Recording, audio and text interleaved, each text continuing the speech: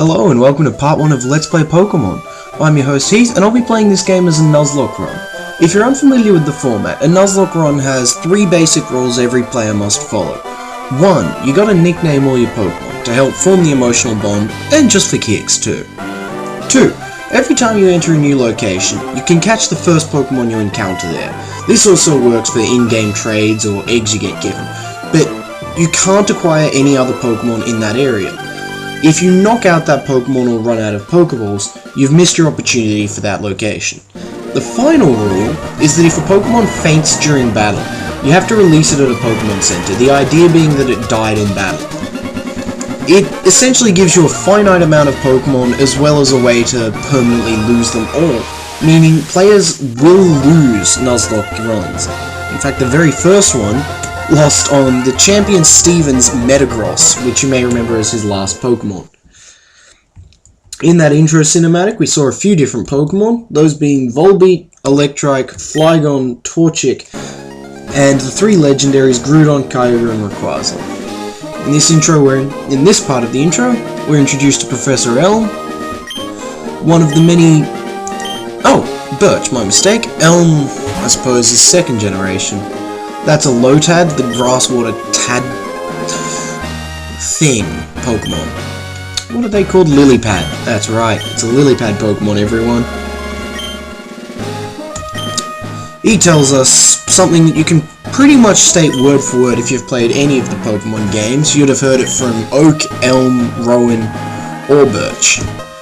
I'm a boy, so let's keep it simple. And since I'm Vanilla Bland, we're just going with my true name, Heath.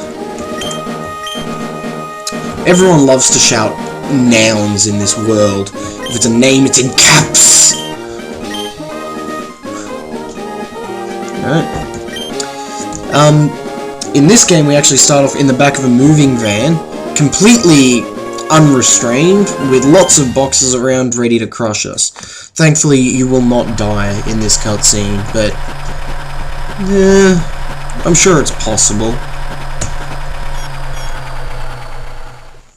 I mean, look at that. All those boxes just shook then. We could have just been crushed. The back gets opened up. There's nothing to really explore in here. So, let's get the hell out. We're introduced to our mother, who doesn't deserve a name. No Pokemon trainer's mother has ever been named. It's a little weird. Of course, this is the only one who has a father. Leader of Petalburg Gym, the normal type room. Okay, Pokemon games work with a real-time clock. That's really just used for growing berries and certain daily events where you get given items by, you know, random characters. I'll set it to the time I actually play the game, so if you're that neurotic, you can actually, you know. That's about right. Okay. Oh! I've got a new room in a house with 2 stories, and the bottom floor is taken up entirely by a kitchen and television. Meaning, I don't know, maybe she sleeps under the table. I'm sure there's a sleeping bag or something underneath it. I mean, I don't really want to think about any possible, you know, alternate explanations. Maybe there's a basement. Yeah, let's just say there's a basement you're not allowed in, because you don't want to invade your mother's room. Okay. We want to go introduce ourselves to the professor's daughter. If I had chosen girl, it would be son named Brendan? Yeah, I think it's Brendan. Now we get to go try and steal stuff, which is always fun. Of course, this being Pokemon, you're never actually stealing, you're just recruiting it to your cause. You're a child, you don't do bad things, you're the good guy.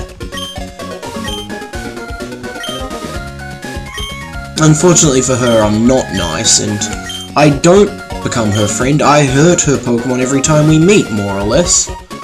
If you try to talk to her, she's just too distracted. She wants to be our friend, but she only wants to be our friend when it suits her. Typical. Okay, now let's escape from this little hellhole and enter this one, because they're screaming.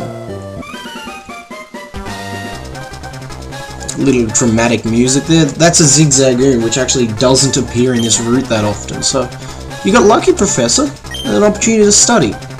Alright, here you get your classic choice between 3 Pokemon. Mudkip is the water, Trico Grass, and I am going with Torchic, because fire types are much harder to get than water or grass, and, well, I want to have something that can burn. Plus, Blaziken, Torchic's fully evolved form, remains one of my favourite Pokemon. Screw your goddamn Infernape. I don't like it, it's got swirly old man nipples. Having saved Professor Birch's life with his own pet, he takes us to his lab and gives us the creature. I haven't really planned for this, so... well, I've planned for it, but all the wrong parts, so... I don't know what to nickname this Torchic.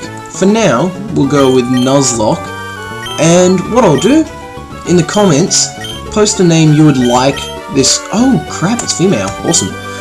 There's only a 25% chance of starter Pokemon being female. Anyway, post in the comments a name you'd like this creature to have. Thumbs up others you like, and by the time I get to the name raider, the name with the most thumbs up will be given to this noble beast. Or beastette. Yeah. I suppose I should show this off. Just backtrack, you know, because I can. Because I don't want to lose this upcoming battle, and it's unlikely but possible, so... if you go to your PC, you get a potion.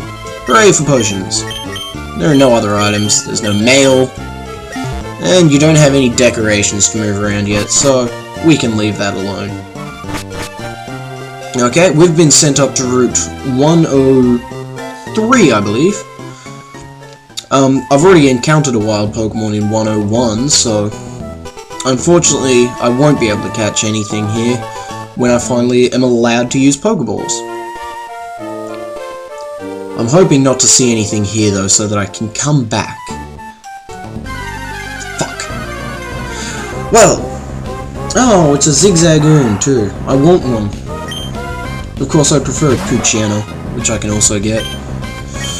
Looks like I'm going to have to backtrack too, because it's a level 4, which means it's actually going to do enough damage to influence my opinion. Or choice, or, you know, it's going to hurt me. Alright. A stunning victory for Nuzlocke. And we reach level 6, which officially tips the scales in our favour for our upcoming battle with May. Your rival will, in any of the games, will always have the Pokemon that's got the superior type to you.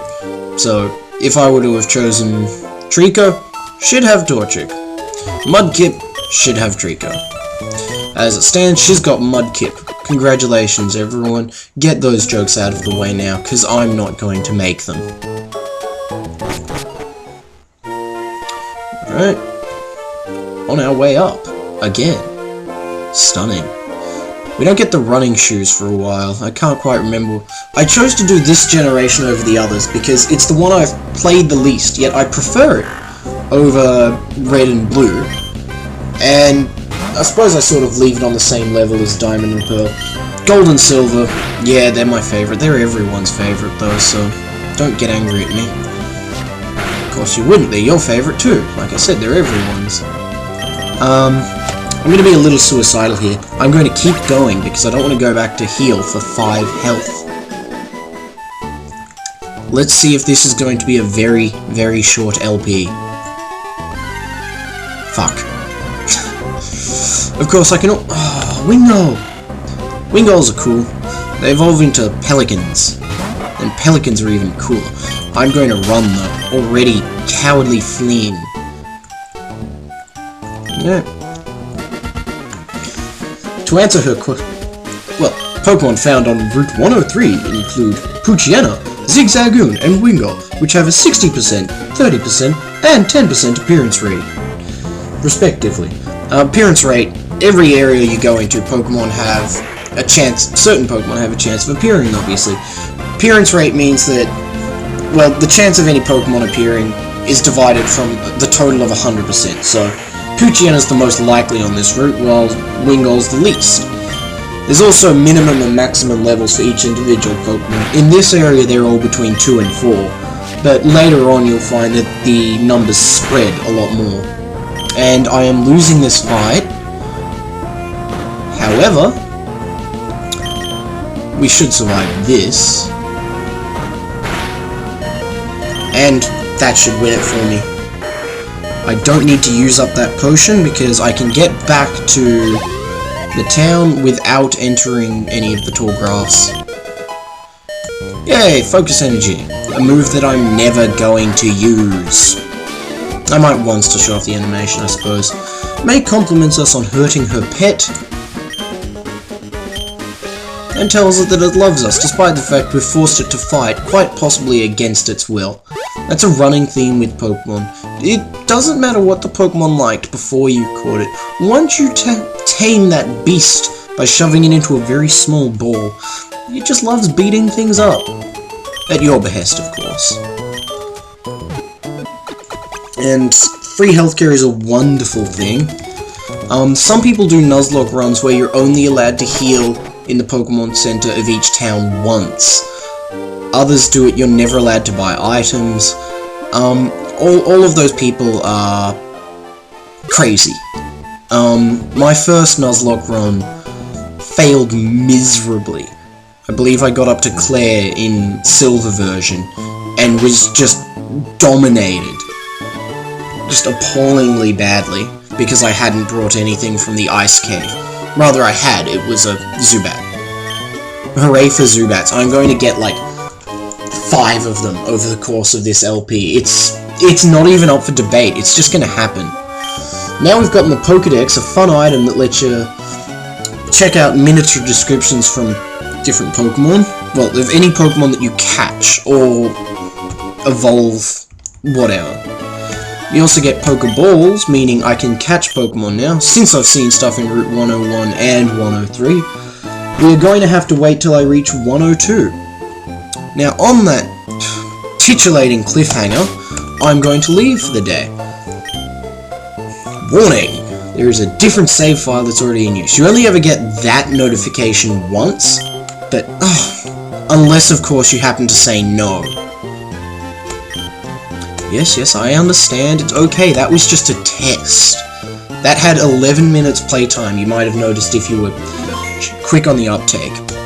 Anyway, thanks for watching. I hope you'll be with us for the rest of this journey, and more than anything else, I hope I make it past the first few gyms. Until next time, this is Heath, signing out.